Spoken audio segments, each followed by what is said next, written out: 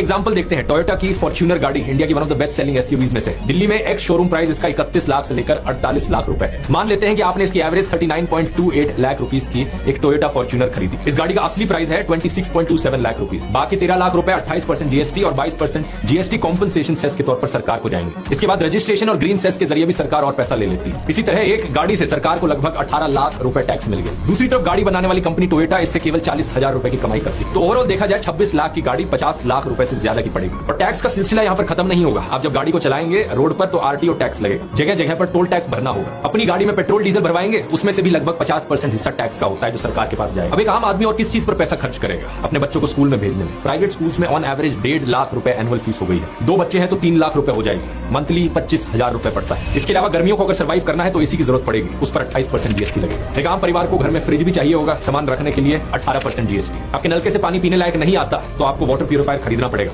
18% GST. बाहर की जहरीली हवा में आप सांस नहीं लेना चाहते तो सर्वाइव करने के लिए एयर प्यूरिफायर खरीदना होगा, उस पर भी 18% जीएसटी। अब इन सारे डिवाइसेस को चलाने के लिए आपको बिजली की जरूरत पड़ेगी। इस महंगी बिजली के रेट में कई सारे अलग अलग टैक्सेस और चार्जेस होते हैं। जैसे कि अगर आप महाराष्ट्र में हो तो पहले फिक्स चार्जेस लगेंगे, फिर एनर्जी चार्जेस रेट होंगे यानी पर यूनिट इलेक्ट्रिसिटी रेट, उसके बाद व्हीलिंग चार्जेस लगेंगे, उसके बाद फ्यूल एडजस्टमेंट चार्जेस लगेंगे और फिर 16% इलेक्ट्रिसिटी ड्यूटी लगेगी। सबके बाद अगर आपके पास फिर भी पैसा बच गया हो और थोड़ा पर्सनल एंजॉयमेंट के लिए सिनेमा हॉल में पिक्चर देखने जाना हो तो मूवी टिकट पर भी 18% जीएसटी। और मूवी देखते देखते कैरेमल पॉपकॉर्न